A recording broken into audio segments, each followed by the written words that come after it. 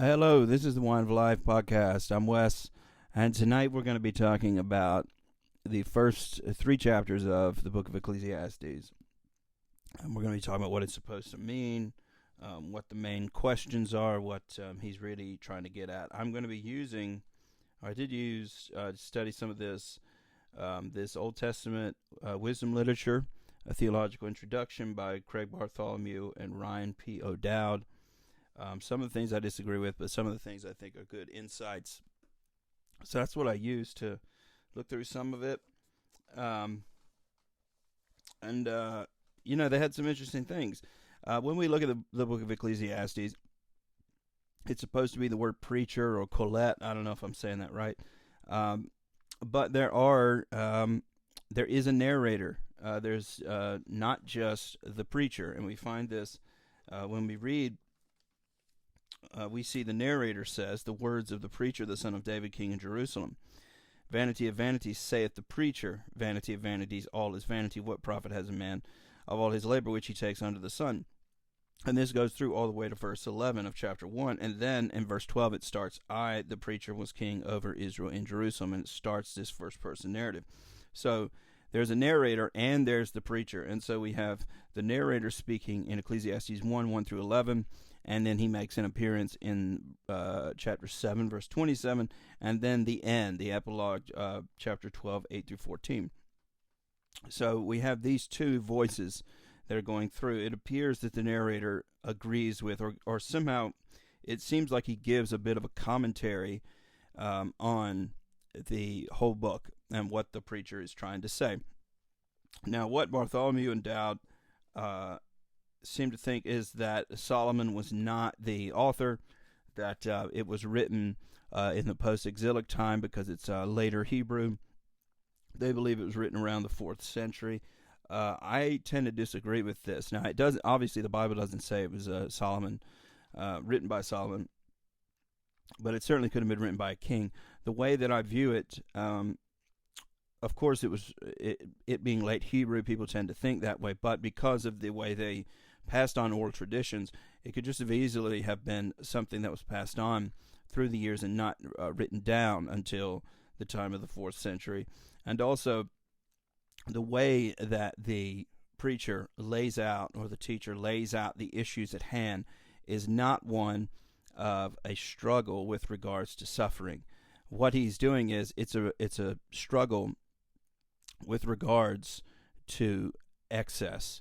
He has so much that he's now wondering what the point of what's all the point of having all of this? What does it profit a man in all his labor? So he talks about all the things that he has and all the things that he's gained through his labor, and he says it means nothing.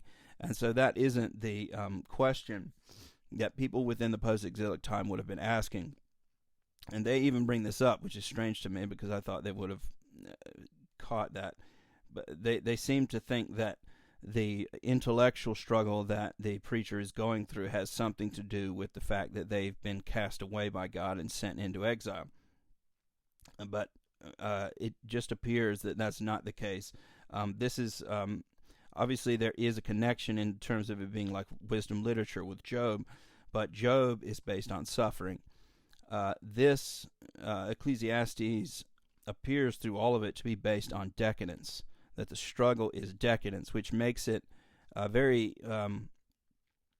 I think it leans towards the fact that a king of some sort, someone with a lot of money, someone with a lot of power, would have been the person who would have written this down. Doesn't mean that was the case for the narrator.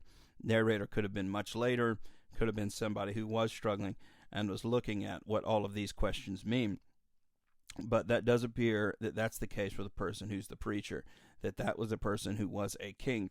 And so, was it Solomon or not? I don't know. But the way that it's written in Scripture, it does appear that it was someone who was a king in Jerusalem, who was a son of David, and who wrote many other proverbs as well, as it says. So when we get to what the main question is, according to the narrator, how he sees it, when we read chapter 1, verse 3, it says, "What profit has a man of all his labor which he takes under the sun?" That seems to be the main question of this first section. This is repeated by the preacher in chapter 2, verse 22. It says, "From what has man of all his labor and the vexation of his heart, wherein he has labored in the sun?" And then later in chapter 3, verse 9, it says, "What profit has he that works in that wherein he labors?" And so the question of what does it mean to work? What does it mean to labor? And so from chapters 1:12, which is the beginning of the preacher starting to speak, to chapters 2:21, what we get is the methodology or the epistemology, what I would call the first question, or the theme of the first question, which is what? What am I doing? Why am I doing this? What is this for ultimately? And he starts off by talking about his epistemology in 1:13. He says that I, the preacher, was king over Israel and Jerusalem, and I gave my heart to seek and search out by wisdom concerning all things that are done under heaven. This sore travail has God given to the sons of man to be exercised therewith. And so he's saying that he's going to use his feelings to understand the situation that men have to go through, that God has placed them in. And he does this, and he gains the data that he then uses his feelings to understand in two ways. The first one is through observation. So in chapters 1:14 and 15, he says, "I have seen all the works that are done under the sun, and behold, all is vanity and vexation of spirit. That which is crooked cannot be made straight, and that which is wanting cannot be numbered." So the first way is he's going to understand things by observing them. The second way is going to be through experience. He's going to go and he's going to do things. He says in chapters 2:1-10, "I said in my heart, go to now, I will prove thee with mirth, therefore enjoy pleasure, and behold, this is also vanity. I said of laughter, it is mad, and of mirth, what does it? I sought in my heart to give myself unto wine, yet acquainting my heart with wisdom, and to lay hold on folly, till I might see what was that good for the sons of men, which they should do under the heaven all the days of their life. I made me great works, I built houses, I planted vineyards, I made gardens and orchards, I planted trees in them of all kinds of fruit. I made pools of water, and water therewith the wood that brings forth trees. I got servants and maidens. I had servants born in my house. Also I had great possessions of great and small cattle above all that were in Jerusalem before me. I gathered me also silver and gold, and peculiar treasure of kings in the provinces. I gat me men singers and women singers, and the delights of the sons of men as musical instruments, and that of all sorts. So I was great, and increased more than all that were before me in Jerusalem. Also my wisdom remained with me. And whatsoever my eyes desired, I kept not from them. I withheld not my heart from any joy, for my heart rejoiced in all my labor, and this was my portion of all my labor." So he started out by saying, I'm going to use feelings to understand all of the things that happen. And the two ways, his methods of what he would judge by his feelings, were the things that he observed, and then the things that he was going to experience. And so that's his epistemology. And that led to a very dark place. His feelings, based on what he observed and experienced, led him to conclude that nothing matters. This is where we get from 11 of chapter 2 on down. It says, "Then I looked on all the works that my hands had wrought, and on the labor that I had labored to do. And behold, all was vanity and vexation of spirit, and there was no profit under the sun. And I turned myself to behold wisdom and madness and folly, for what can the man do that comes after the king? Even that which has already been done. And then I saw that wisdom excels folly as far as light excels darkness. The wise man's eyes are in his head, but the fool walks in darkness. And I myself perceived also that one event happens to them all. And then I said in my heart, as it happens to the fool, so it happens even to me. And why was I then more wise? And then I said in my heart, this is also vanity.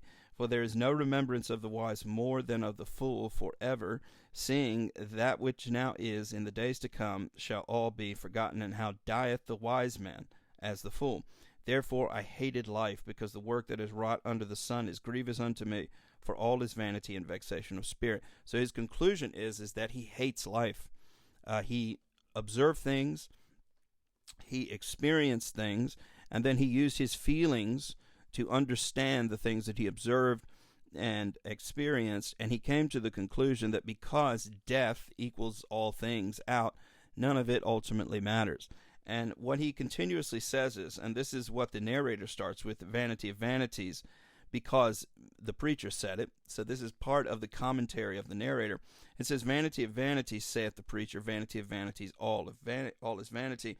And then he says things like, all was vanity and vexation of the spirit. Now some say that vanity, the word literally in Hebrew means vapor, but some say it means nothing, that everything means nothing. Some say it means enigma, that it has something to do with the fact that it's like the wind, you can't grasp it. So life is either it means nothing, or life is an enigma to the point where you can't grasp it. Ultimately, those kind of mean the same thing because they lead to the same place.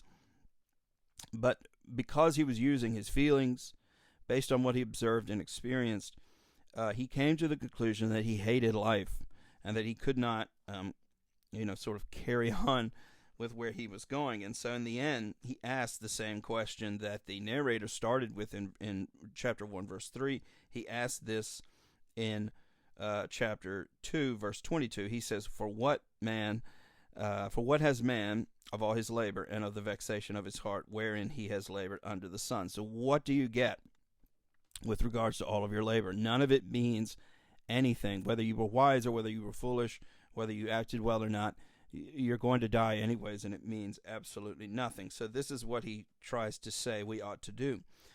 For all his days are sorrow, and his travail grief. Yea, his heart takes not rest in the night. This is also vanity. There is nothing better for a man that he should eat and drink, and that he should make his soul enjoy good in his labor. This also I saw, that it was from the hand of God.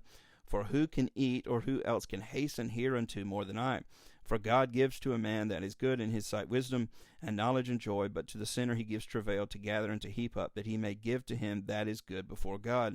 This also is vanity and vexation of spirit. So whatever God gives that is good and whatever God gives that is evil is also meaningless and is also vexing. It comes to essentially no conclusion. And so when we read from chapter 2, we get that question of what we see his methodology, the way that he views things, his epistemology. But then when we get to chapter 3, we see a different question, and that question is when. We get the very famous song that the Byrds made a hit of, who was it? Pete Seeger wrote the folk song, To Everything Turn, Turn, Turn. It is a poem on time. So he says, to everything there is a season, and a time to every purpose under heaven. A time to be born, a time to die, a time to plant, a time to pluck up that which is planted, a time to kill, and a time to heal, a time to break down, and a time to build up, a time to weep, a time to laugh, a time to mourn, a time to dance, a time to cast away stones, and a time to gather stones together, a time to embrace, a time to refrain from embracing, a time to get, and a time to lose, a time to keep, and a time to cast away, a time to rend, and a time to sow, a time to keep silence, and a time to speak, a time to love, and a time to hate, a time of war, and a time of peace. And it ends with this question, the same question that he asked previously: what profit has he that works in that wherein he labors? So what is the point of working in regards to time? Now, before he was saying, what's the regard of working in regards to wisdom? Now he's asking it in regards to time. So we have a what question, now we have a when question. What is the point of all of this time? Now, the way that I view this is what this is ultimately a creation narrative post-fall. What I would say generally is the post-flood. When we read in Genesis, after Noah came off the flood, there's the part that he says that, I'm going to go to Genesis 8. It says, Genesis 8:22. It says, while the earth remains, seedtime and harvest, cold and heat, summer and winter, and day and night shall not cease. And so what we see here is a post-flood, a post-fall creation narrative, dealing with the fact that God made all these things, and all of these things now exist in relation to sin. Because there is a time to be born, there must also be a time to die, because we die now. Before, when God made things, everything was made and everything was good. And so time itself was not seen. With regards to days, we see it, and then there was a period of rest after the work was done. So work is sort of synonymous with time in this way here, the way the Bible has it up, and rest is synonymous with eternity. And so here, what he's saying is that work and time are synonymous here, and that because there's no profit in working, time itself is meaningless. And so it means absolutely nothing. And so he's struggling with this. And again, he goes to his usual epistemology, what he set up before. So he starts in chapter 10 saying, I have seen the travail which God gives to the sons of men to be exercised in it. So he's working on his own observation and then his feelings about the fact that it is God that has given travail unto men. Now he changes this tune if we go on to chapter 7 verse 29. He says God has made man upright, but man has many schemes. And so as he goes through the book, things start to change, but we're only doing the first 3 chapters here. So he's looking at this and he's saying God has made things in a bad way. We're all struggling here. He says about God, again, think of this in terms of a creation narrative. He has made everything beautiful in his time. Also, he has set the world in their hearts so that no man can find out the work that God makes from the beginning to the end. So God has placed something in our hearts that tells us that we simply cannot know the things that we're trying to seek out. So there is an automatic vexation with regards to what God has done to us. He says, I know that there's no good in them, but for a man to rejoice and to do good in his life. And also that every man should eat and drink and enjoy the good of all his labor. It is the gift of God. So he goes back to verses, just like he said in chapters 2, verse 26. He says, I know that whatsoever God does, it shall be forever. Nothing can be put to it, nor anything taken from it. And God does it, that men should fear before him. So he starts to talk about why God made things and how God made things. He says, that which has been is now, and that which has to be has already been, and God requires that which is past. And moreover, I saw under the sun the place of judgment, the wickedness was there, and the place of righteousness, that iniquity was there. So he's struggling with injustice in regards to time. He says, I said in my heart, God shall judge the righteous and the wicked, for there is a time there for every purpose and for every work. So he's starting to see a little bit of how evil works and the fact that God will eventually get to it, that there's a time even for that. He says, I said in mine heart, again, he's working on feelings, concerning the estate of the sons of men, that God might manifest them, and that they might see that they themselves are beasts. Again, we're going back to the fall narrative, the fact that we will be returning to the dust in our death, just as the beast also will be returning to the dust. And so he's taking the spirit out of it. Due to the fact of the fall, he's looking at it from a purely materialistic perspective here. He says, for that which befalls the sons of men befalls beasts. Even one thing befalls them. As one dies, so dies the other. Yea, they have all one breath, so that a man has no preeminence above a beast, for all is vanity. All go into one place, all are of the dust, and all turn to dust again. Who knows the spirit of man that goes upward, and the spirit of the beast that goes downward to the earth? Wherefore I perceive, again, his feelings and what he observes and experiences, I perceive that there is nothing better than that a man should rejoice in his own works, for that is his portion, for who shall bring him to see what shall be after him? So death ruins time as well. Death is the ultimate ending of all things and the ultimate equalizer of all things that places us in the same category as the beasts. And so we see a question of what being asked, and then we see a question of when being asked, and the fact that none of it makes any sense. None of it. It's all vexing. It's all vanity. But there is an answer in this that Solomon was not considering. For one, that there was a prophecy given at the time of the fall that the seed of the woman would crush the head of the serpent. And so there is an aspect of how we are actually at odds with nature in some ways. Paul says nature was actually placed against its will in bondage for our sake, for our hope. In Romans 8, he says this. So there's an aspect of adversarial things happening between us and nature. But also the fact that a Messiah would come through, and we read this in the Psalms of David, and whether it's Solomon or whether it's the various kings, they are sons of David, and this should have been understood, that the answer to these questions with regards to whether or not uh, death is the equalizer or not should have been answered in things like Psalm 73, that there is a God in heaven and that God actually will take us beyond whatever this life is, that there's a way, there's a redemption that is on its way. And so when we talk about light, this is what he has to say about light here. He says, the wise man's eyes are in his head, but the fool walks in darkness, and I perceive also that one event happens to them all. So light, he says, then I saw that wisdom excels folly as far as light excels darkness, but death ruins the light. It makes the light and the darkness equal. But here's the thing. This is what the book of John says to give answers to these questions. And obviously this is well after the time that Ecclesiastes was written. But this is what it says about light, and it also places light in regards to the creation narrative as well, which is what he does. In John 1, it says, in the beginning was the Word, and the Word was with God, and the Word was God. The same was in the beginning with God. So this is obviously a reference to the creation narrative in Genesis 1:1. It says, all things were made by him, and without him was not anything made that was made.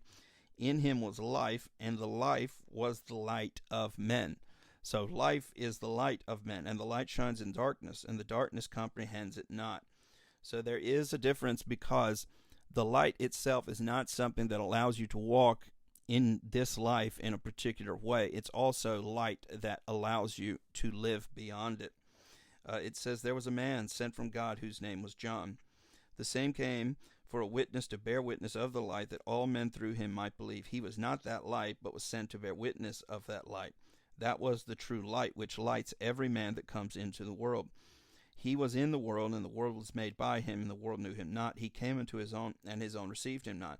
But as many as received him, to them gave he power to become the sons of God, even to them that believe on his name, which were born not of blood, nor of the will of the flesh, nor of the will of man, but of God. And the Word was made flesh and dwelt among us, and we beheld his glory, the glory as of the only begotten of the Father, full of grace and truth. So who was this light that became flesh? This is what Jesus himself says in John 8:12. He says, I am the light of the world. He that follows me shall not walk in darkness, but shall have the light of life. And so death is conquered by the light. That is what the answer to this issue is. That is the differentiation between the light and the darkness that the writer of Ecclesiastes was struggling for. So what is the profit of working? Well, it's in order to glorify and manifest who the light of life is.